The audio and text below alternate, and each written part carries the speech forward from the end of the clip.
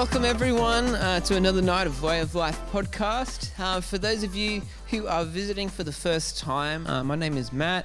I normally take these conversations with our guests. And just so you guys know, if you're visiting for the first time, this isn't what we do every single week. So we do this once a week through this kind of podcast platform. And kind of some of the thinking behind why we do this and why we call it Way of Life is that we see that each and every one of us, we pick a way of life, and the way we pick actually really matters. And the way that we end up living our lives, what we believe and what we don't believe, will actually really affect our day-to-day lives, where we spend our time, what we do, and so on and so forth. So we want to challenge everyone to think about that, because often we'll go along with the cultural narrative, often we'll go along with life and not really think about these deep questions. So this is kind of a platform for us to discuss those kinds of things with experts in their fields on a variety of different topics that we've done so far. And our challenge to you guys is that we challenge you to think, but one of the things is that we believe is that one of the best things you could ever discover and the best way in life is Jesus himself. He says in the Gospel of John that I am the way, the truth, and the life. So we want to challenge you guys wherever you end up to really consider that. So tonight we've got Natasha Moore coming on the podcast, and you can see her on the TV. Which is good. Yeah, let's give her a hand. I don't know if she'll be able to hear it, but I can. Thanks. Yeah, awesome. So Natasha, she works at the Centre for Public Christianity in Sydney and is an author of the book that we're talking about tonight. But before we get into that, Natasha, thank you so much for coming on the podcast. It's so good to have you. Oh, thanks so much for asking me. That's good. How are you going? How's things in Sydney?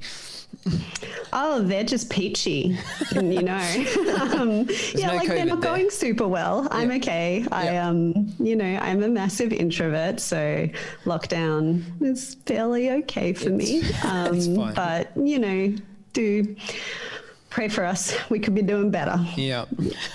Yes. I was wondering, just before we get into the talk for tonight, wanted to know just a little bit of a 2-minute lowdown on who you are, what occupies your time, and how did you get to this kind of point in your life? Sure. So I, as you said, work for this place called the Centre for Public Christianity, which means that I spend my time mostly kind of looking around at the culture that we're in and trying to understand it better. So I spend time reading about stuff I'm interested in, and then writing and speaking about stuff I'm interested in. So basically it's like the best job ever. It's a dream job there. So I care about, like what's going on faith-wise in our culture. We live in this kind of secular culture. What does that mean? Yep. And what does faith have to do with it? So I kind of write for the ABC and SMH and, various outlets. I write books. I get to speak to students and teachers and churches and stuff all around the country. How did I get into that? Good question. It was accidental.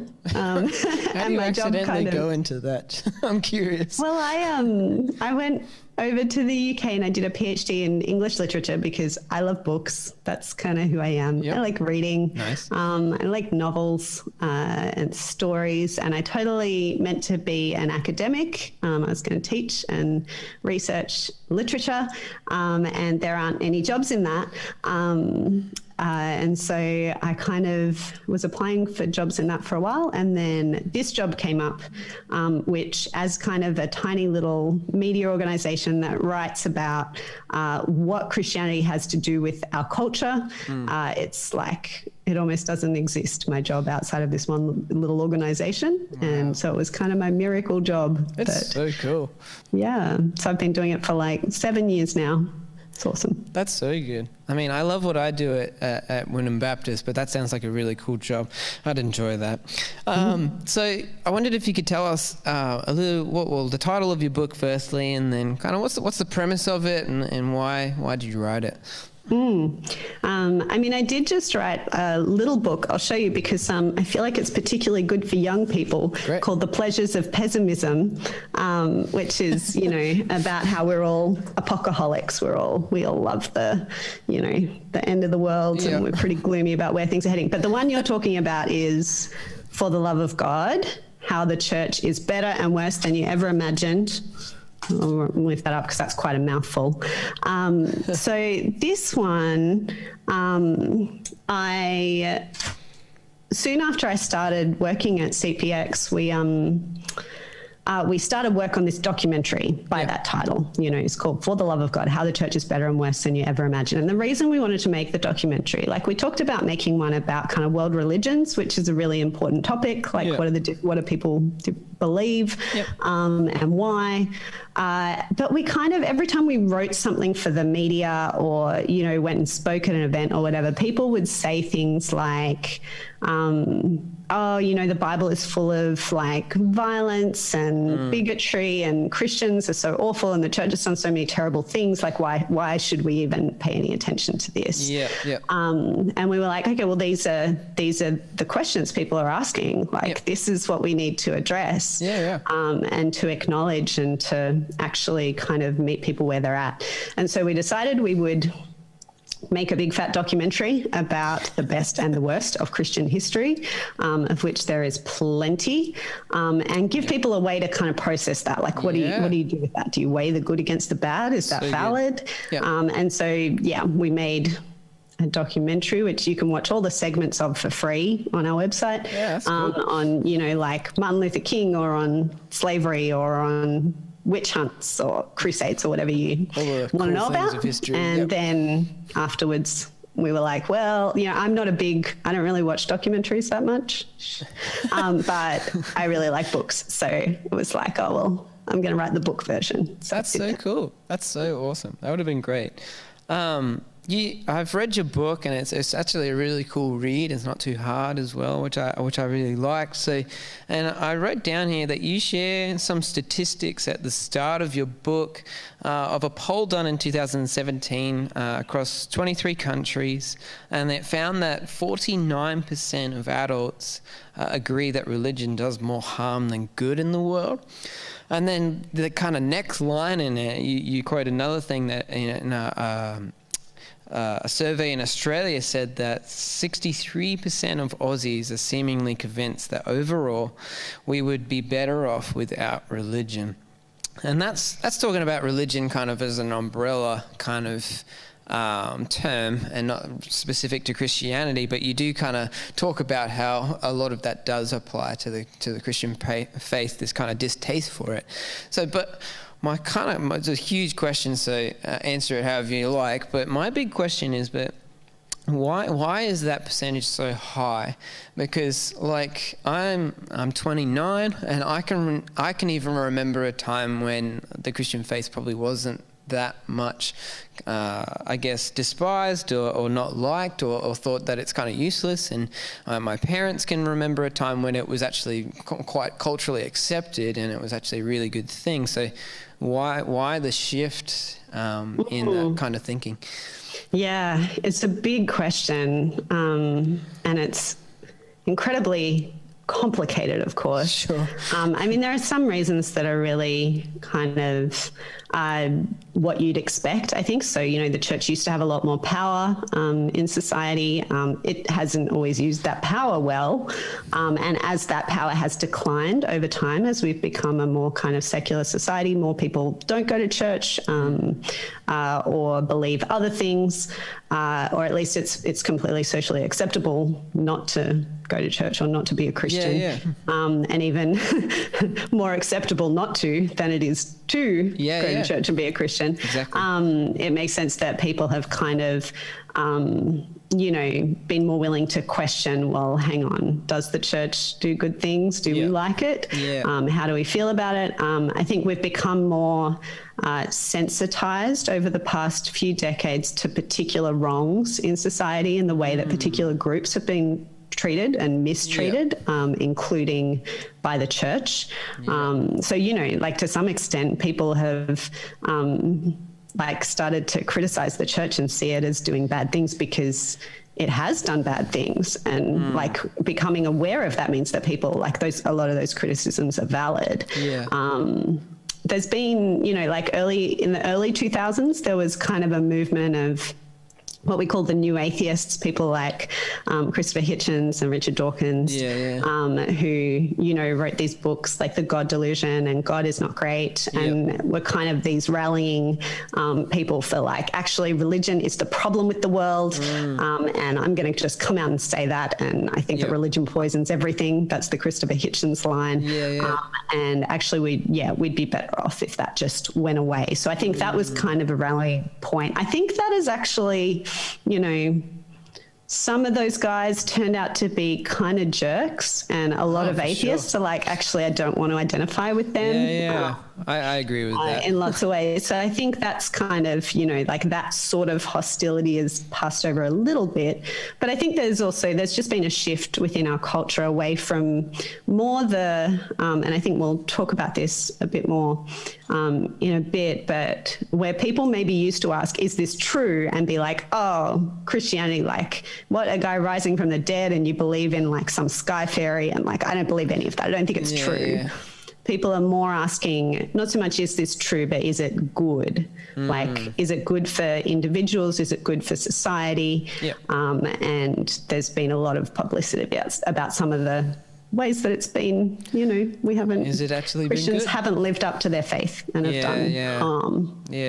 It's really rough, and that's a good point. So I'm hoping we can to have a little bit of a conversation around some of the bad and some of the good, and of Christianity throughout, even recently and throughout Christian history. Before we do that, I wanted to get your thoughts on something, is that, and it's similar to what you're talking about between what you feel. So I see in our culture that there's actually almost a shift away, like you just said, from kind of this is reason, this is logic, I don't want to believe in a sky fairy and all these different kind of things, as we've kind of shifted away from reason and logic to some degree as the primary way that we navigate what is true and what is false and how I should live and shouldn't live my life. And it now kind of seems to be more about like my psychology, the psychological man, and kind of expressive individualism of where what I think and what I feel inwardly is kind of more the markers and more the gauge of what is actually right and wrong in the world, rather than real reason and logic. And therefore it seems that that reason and logic kind of complement what I feel, rather than it used to be almost the other way around, where your feelings, I guess in the 20th century, your feelings didn't really matter that much. Here's the hard facts, here's science, and that kind of thing. So it's kind of this shift in my mind to what I feel is what is true, and I'm going to live that out. So I kind of, in saying that, firstly, do you think that's right? And secondly, if so, how do we have a conversation about the Christian faith when people feel so deeply about the wrong it's done? And what I mean is talking about the good and of the Christian faith in a more kind of here's the facts type way, rather than this is what it feels like, actually the right type of lens we should be taking. Yeah. Huge question. Yeah, sorry. So firstly, I care a lot about facts. Facts are really important. Yep. However people feel about them or not. Yep. But also, I don't think that shift is a bad thing, because facts, are not everything. And actually they're always mediated to us by our emotions and our intuitions and the stories that we fit around them. Yeah. And I think that the fact that we're acknowledging that more as a society is actually a good thing, because it represents what we are as humans. So, from a completely secular perspective on this, there's a fabulous book that you should all read called The Righteous Mind, by a guy called Jonathan Haidt, who's not a Christian, not religious, He's a moral psychologist. It's called The Righteous Mind, Why Good People Are Divided by Politics and Religion. And he talks about psychology and how we arrive at our ideas of right and wrong. And he's like, we tend to think that we are thinking machines, that like, I believe that these things are good and I believe in these things because I have thought it through carefully and arrived at these conclusions. Whereas actually, I mean, if you ever have an argument with someone about what's right or wrong on any topic, often you'll find, and like I definitely find, especially since reading his book, that I do this, you discover that like, you know, you put forward an argument that you believe in, and then someone else kind of goes, oh, but that doesn't make sense because of this. And instead of going, oh, you're right, I need to change my belief, what we tend to do is go, we regroup and we come up with a different reason why we believe in that thing. And then a different reason, and we won't budge. And Haidt says, actually, that's because intuitions come first and reasoning comes second. That it's like an elephant and a rider. And that actually the elephant is the intuitions and it's like a lot bigger. And the reason, the kind of the person riding the elephant is not nearly as strong or as big a deal. And, you know, we kind of go, oh, no, that's terrible. Like reason should be in charge. But actually, sometimes our intuitions are better than our reason. You know, I know people who I'd go, oh, I think that their beliefs about women, for example, are like not great. But actually, they treat people better than their beliefs. Like we don't always, you know. They don't always line up. And so that's, you know, kind of one perspective that actually intuitions are a really important source. Our feelings and our instincts about the world are a really important source of knowledge and of living, and that's not a bad thing. And then I think that's true for Christianity as well. Like it really matters that Jesus rose from the dead and that that's historical fact. And we need to kind of like, I want to talk about that in a very logical way. But actually, people believing that, that's not why they become Christians. Like it's a reason, and it's important to figure that out. But actually, it's because it makes sense emotionally. There's, I mean, I'm going to, this is who I am, right? So I'm going to recommend books to you throughout Go for it. It's just how I do things. So there's this English guy called Francis Buffett, and he wrote a book called Unapologetic: Why, Despite Everything, Christianity Can Still Make Surprising Emotional Sense. Okay, so he is this amazing writer. He's a lot of fun. And he's like, actually, you know, we can argue about what's true and what's not, and that matters. But Christianity satisfies deeply the emotional needs that we have. I think it does that because it's true. But also those are the questions people are asking that they should ask. They should be like, well, I have this deep sense of justice, of like what's right and wrong in the world and what should be done about it. Where does that come from? Like, and that faith actually speaks to that. I have this deep need for belonging, this deep need to feel like I matter, like I'm valued, like I'm loved. Like all of those things are met in Christianity, in the gospel. And so I think that it's a really good thing if people have kind of want to talk about feelings and emotions for sure. as well as logic, because they matter. They do. I feel like I haven't addressed everything there. Have I missed something from your question? No, so it was down the lines of, I guess my follow-up question, which would answer the question, is how do you navigate what feelings to trust? And then how do you couple that with logic and reason, that type of thing? And I guess part of what I'm getting at is that if we believe that the Christian faith is true, then how do you bring, I guess, the emotional aspect to it when you're talking to someone about Christ who might not really care if it's true or not? They just want it to feel good. Yeah. I mean, I think rightly these things should be in conversation with each other, in dialogue with each other. So we should go kind of back and forth between our intuitions and our reason and be like, okay, well, I feel deeply that this is right. Can I test that against the facts? And if the facts aren't fitting, why is that? Is that because those facts aren't right, actually? Or is it because my feelings need to change? And if we're genuinely wanting truth and we're genuinely wanting to know what's good, then, you know, I think God will actually help us out in that, because he's the God of truth and goodness and beauty. And he's going to he wants us to go further along that path. And I think, you know, as humans, we're not brains on legs. Yep. We're, you know, we're whole people. Yep. And so I think particularly what we are is story-making creatures. Like, we see ourselves as in a particular story. We have a particular story in our head about, like, well, what is my life about? And what does it mean for my life to be good? What's my picture of the good life that I'm, like, aiming towards? Because what my heart's desiring, that's the direction I'm going to be headed in. And so I think when we're talking to people about, you know, what we believe, whatever that is, I think a really engaging and helpful way to do that is to tell your own story, because partly because, you know, people can't disagree with your story. You're like, here's my experience. And that's because we're really interested in stories. We're interested in each other's stories. And that is a kind of evidence, you know, being like, here's what's happened to me. If you're a Christian, then you'll be like, well, here's how I've kind of encountered God and like how that's changed my life. And that's really a way in for people, I think. Yeah, for sure. You could, it's through narrative, through story, and then your experience of it that kind of addresses the feeling side. I'm not trying to separate them deliberately, but you can kind of go, this is what I believe, this is why I believe it, and this has been my experience.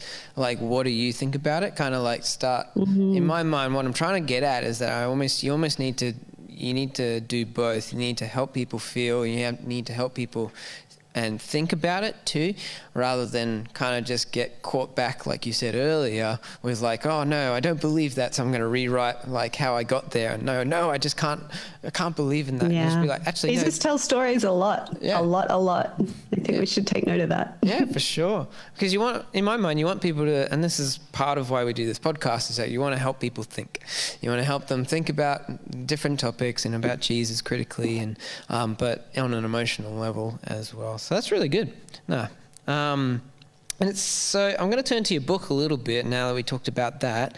So it seems that a good part of your book is almost, like you said before, it's being honest about kind of the bad stuff in Christian history, which I really appreciate that you and the guys at CPX have done that.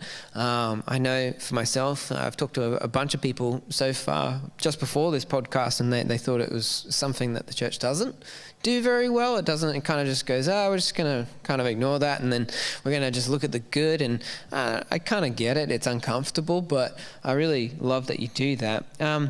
And you talk about the Crusades, like Holy War, that type of thing that happened very long time ago, and the Inquisition. You briefly talk about the different kind of child abuse type stuff that's particularly come to light in recent history.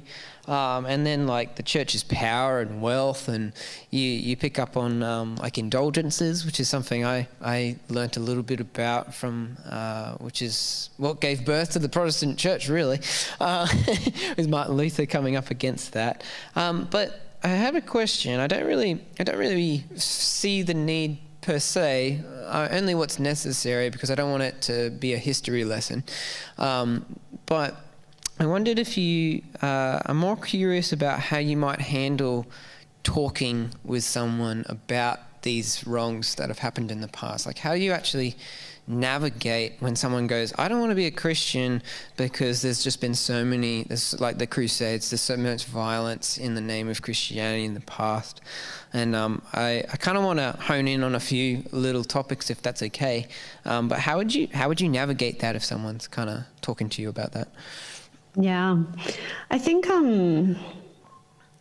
when someone criticizes you, like either you personally or like a group that you belong to and identify with, our knee-jerk human reaction is a defensive one, like to kind of go, oh, no, you're wrong, or like, to explain like, oh, it's not really like that, or to like offer a different kind of narrative against that.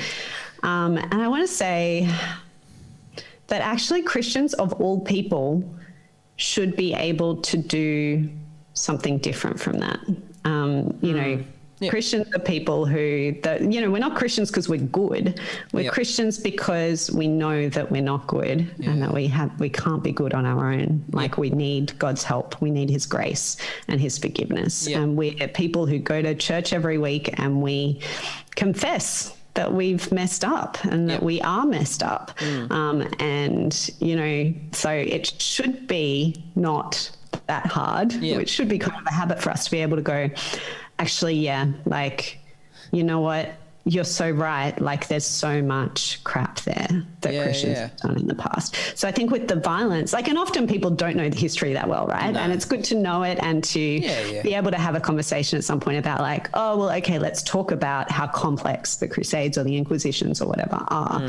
But we don't have to defend everything Christians have ever done or people claiming to be Christians have ever done. We can be that was really awful and it upsets me as well. And I think if we can respond that way in kind of agreeing with them and being really sucks. I think that opens up a conversation that isn't defensive and isn't kind of aggro. For sure. And that's quite helpful. So I think where we want to get to, the thing that we say in the documentary, our kind of big, governing idea, is that, we don't want to be Christians did bad things, but they weren't real Christians, or, Christians did bad things, but also they did these good things, and so it doesn't matter about the bad things. We don't want to say those. Those aren't true.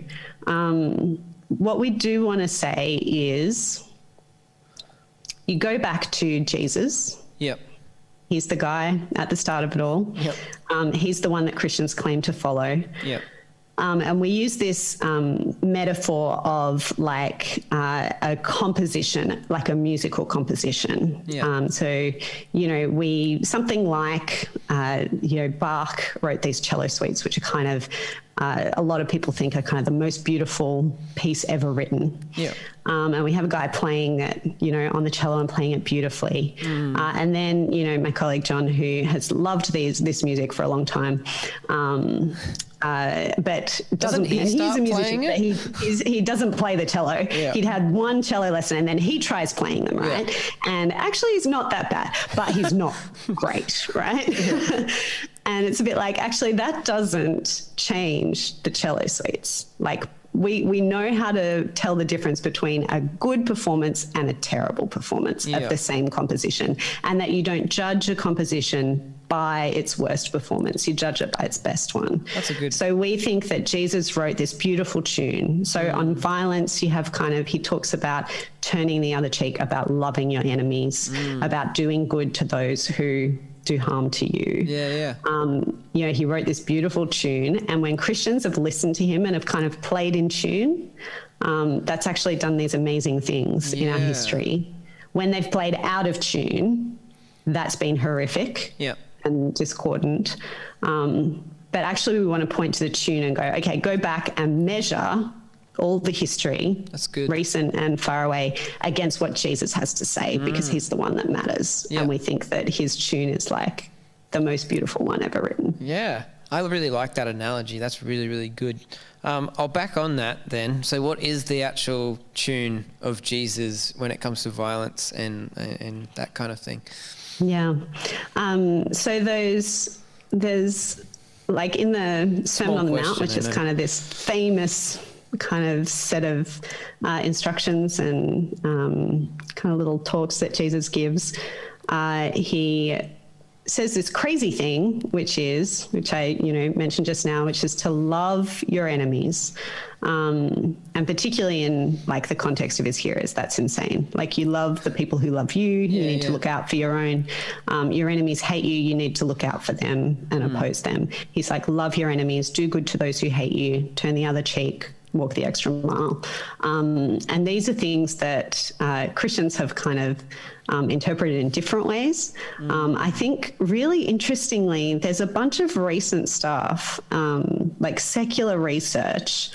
So for example, I I read a little while ago about this thing in psychology called non-complimentary behavior. So not complimentary with an I as in like giving you compliments, but like non-complimentary as in like something fitting with something else. Yeah. So like most of the time we behave in complementary ways. So if you're like mean to me, I'll be mean to you. And if you're nice to me, I'll be nice to you. Like that's kind of the natural human thing. Yeah. But non-complimentary behavior, like if you're going to be hostile and angry with me, for me to respond warmly and with love and kindness is really, really hard for humans to do, but it's actually really powerful and it really changes. It changes the possibilities, like what's possible between us. And I think so psychology has shown that to be really powerful and effective. And that's what Jesus is doing, right? Yeah, that's really and that's what Jesus does to us. Like we reject God, and instead of him rejecting us back, he actually comes in grace to rescue us. Like he is non-complimentary in how he behaves towards us. That's so cool. And then, even like in historical, and political terms, there's some research, we kind of look at this a little bit in the documentary, by a couple of academics in the US about civil resistance, about kind of, instead of like when there's an injustice in society, instead of kind of getting a bunch of people together and going to war, or, starting to like bomb places or whatever, things like the civil rights movement in the US in 1950s and 60s, where it was non-violent resistance. That's been shown to be more effective than violent resistance to injustice, which, is kind of counterintuitive. Like, why would that be? Like, how can that affect anything? You're just, getting smashed and you're not responding with smashing. And how could that work? But actually what Jesus is talking about really has an effect on people and changes people's hearts. And I think that's really cool. Yeah, it seems counterintuitive and you're kind of like, what? Why would I do that? But it actually in practice makes a lot of sense. And you see a lot of, the outgoings of that. People will laugh at this. I always make references back to what I used to do. I used to be a salesperson, but I'd often get really angry people. And you made me think about it when you were talking about this non-complimentary type thing. And you get angry people and you just start talking to them like a human being and just talk nice and calmly. And like pretty much always, they'd calm down. They'd be like, what? Oh, okay. And then it's hard to do though, right? Oh, like when people are angry with me, I get angry too. Like, it's a fine art. No, that's really cool. So that's a really good way. I like how you say you almost be honest about it. You're just like, yeah, I agree with you. That was a horrible time in history. Like that is not cool. But then you kind of go, it's just like, just because they've done it, they kind of almost didn't follow Jesus enough. I know Dan Patterson said that in one of his videos on a similar topic to this, and it's like actually they just didn't follow. They weren't in tune with the original kind of composition, as you would say, quite enough. Not that gives them an excuse. We say that's still bad, but actually it doesn't discount it, and we want to point you to Jesus. So, how would you? I know it's a really complicated and not a very nice topic, but how would you change how you talk to someone when it comes to some of the stuff with like sexual abuse and like those kind of scandals that have come up in to light in the Catholic Church, but not only that, in the Protestant Church as well? How would you approach that? Because for me, particularly I don't have to make it so specific, but if you're talking to someone that's been a part of that, they don't want to hear the logical reason in my mind. That was a painful time. Gosh. So, I thought it would be worthwhile asking you how you might navigate that and giving us a little bit of insight into that. Yeah, I did so much historical research for the documentary and for the book and so many episodes, and so much of the history is so complicated. You're like, oh, well, there's, this terrible thing, but like there's also, it's way more complicated than people think it is. And if you understand it in context, the sexual abuse scandal, like the abuse of children within the church in the last several decades, it's one of those things where you're like, there isn't really two sides to this. Like, this is just unremittingly just terrible. Like, it's just terrible. and so against everything that Jesus said about how you treat vulnerable people, how you treat children, how important children are to him. And just the layer of spiritual abuse that goes over the 100%. like physical and sexual. The whole thing is just, it's horrible. so awful. So I don't think there's any sense in which you should defend anything in that that's ballpark. When you're talking with people, I think to express some kind of like, oh, it is so awful as a first resort. And then instead of like talking about what you think or about, you know, like even before we get to what Jesus thinks about that, I would ask people like, you know, like what's your perspective on this been, or like where are you coming from? What, because if someone's like, oh, I read about that in the news and that's what I think all Christians are like, that's one thing. If someone is like, I've been really deeply hurt by this, you want to kind of, you'll talk about that in a different way, because you want to listen to them and hear their story, and sympathize with them and just be like, I'm really, really sorry that happened to you or to someone you love. So I think, really kind of being like, treating people as people, like, and not kind of launching in, but it's really like the things that Jesus says. You know, I had online church this morning, and the sermon was from Matthew 18, and this passage where Jesus, you know, brings a child into the midst of his disciples, and he's like, you know, you want to be like this child, humble before God. And they're asking about status and greatness and stuff. And he's like, look at the child. And one of the things he says is like, anyone who causes one of these little ones to stumble, like it would be better for them if they were taken out into the sea and like had a millstone, like a massive stone that you need a donkey to put around their neck. Like it would be better that happened than that they hurt one of these. Like Jesus is real strong on this. 100%. Yeah, no, that's really good. I guess, how would you navigate then talking to someone? You've talked a lot on the person that's experienced it probably, which is, I think, really very valuable. But how would you start having a healthy conversation with someone about it who has just kind of caught the one-liner off the news and kind of going, oh, church's done this, therefore Jesus isn't great? I think I would...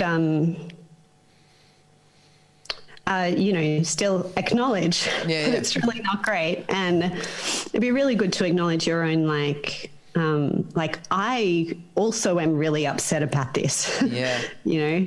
And if you're not really upset about it, by the way, then it probably means that you haven't paid attention to the issue. So you should probably do that. Go and read the report, like the Royal Commission report about, like, it's grueling. It's horrifying. Read the, you know, recent reports out about like domestic violence and abuse in the church, like these things where vulnerable people who should be cared for and valued and looked after within Jesus' church have instead been kind of exploited and abused. So if we're not upset about that, we probably need to go and do that work. Yeah, for sure. Because I think Jesus is really upset about it, and we should be as well. And then so share that, be like, hey, I'm on your side here. Like, it's awful.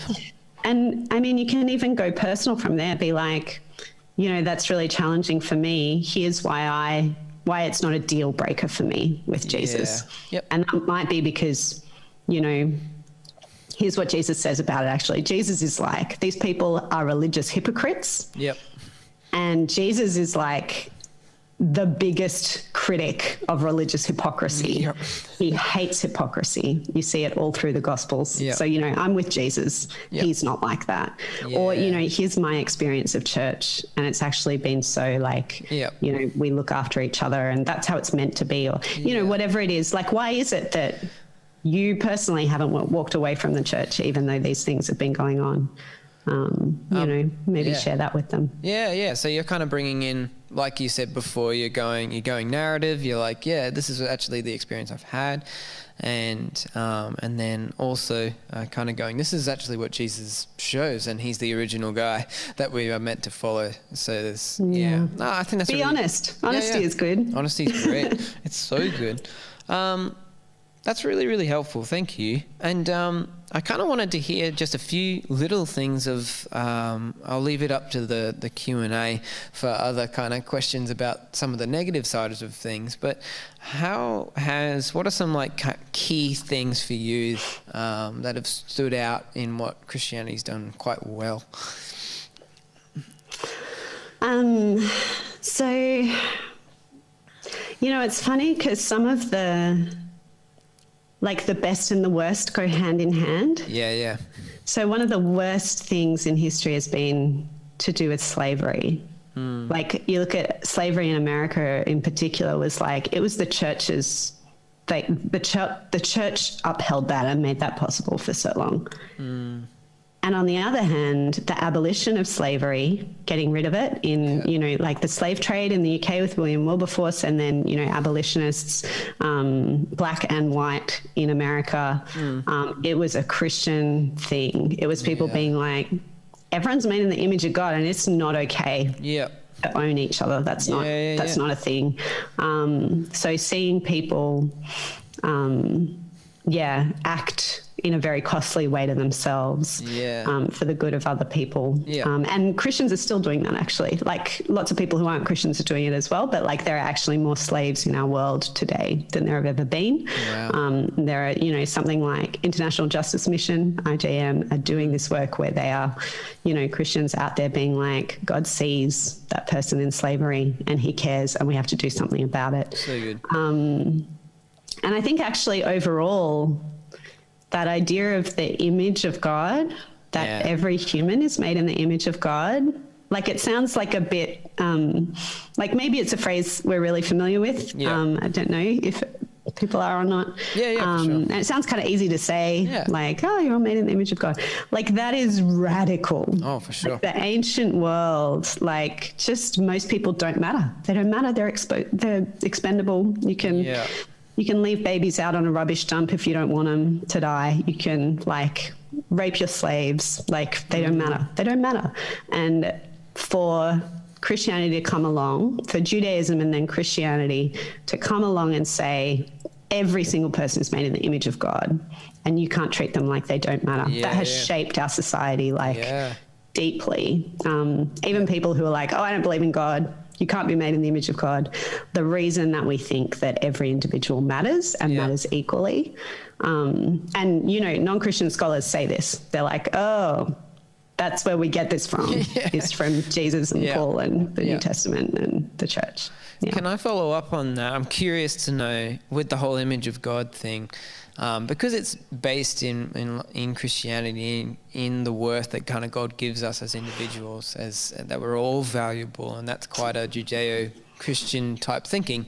How do you think things are going to go in, I guess, mostly Western societies that are kind of going away from God, but somehow still have to keep this philosophy, this way of thinking up? Because in my mind, if you get rid of the basis of that image of God, then it kind of just starts to crumble a bit, and then the lines can get a bit blurry. And I think it's already starting to happen in some ways. Yeah, I mean, and I think this is a live topic actually in philosophy now, is we like the idea of human rights and the idea of, human dignity and every person mattering and being treated with respect. And it's difficult to actually find philosophical grounding for that all the way down if you don't have kind of a God to guarantee that worth from the outside. And so it's, it's an important topic. And you can still, it's not as though, if you're not a Christian, then you're going to treat people badly. It's not. People can choose to believe that humans have value, even if we don't have kind of philosophical grounding for that. But how long we'll kind of stick with that when the pressure gets put on in various ways is, a live question. And, there are a lot of, Jürgen Habermas, who's a European philosopher, atheist, he said that, basically all of that comes just from Christianity, and everything else is kind of idle postmodern chatter. So, I don't think we have to throw it out. Yeah. But yeah, I think it's definitely vulnerable. There's a like after World War II, when they you get the United Nations Declaration of Human Rights. A bunch of the people who wrote that document were Christians, a guy from Lebanon, a guy from France, but, a whole bunch of nations signed it. Yep. And one of them said very insightfully, I think, they were like, we agree on what the rights are so long as nobody asks us why. Right. Because not everybody shared the same, faith or the same reasons for upholding the rights, and we can find different reasons for upholding them. But that agreement's more volatile as we want it. Yeah. It's a little bit more subject to change when you don't have kind of underlying God behind it. That being said, Christians believe in human dignity and human rights and have frequently treated people like they don't matter. Yeah, 100%. So, you can have the underlying thing and still be like, oh, that's inconvenient. I'm going to treat people like this. Yeah, for sure. I think we'll wrap it up there at the moment so we can get a little bit of time for Q&A, but thank you so much. That was actually really enlightening, really practical too.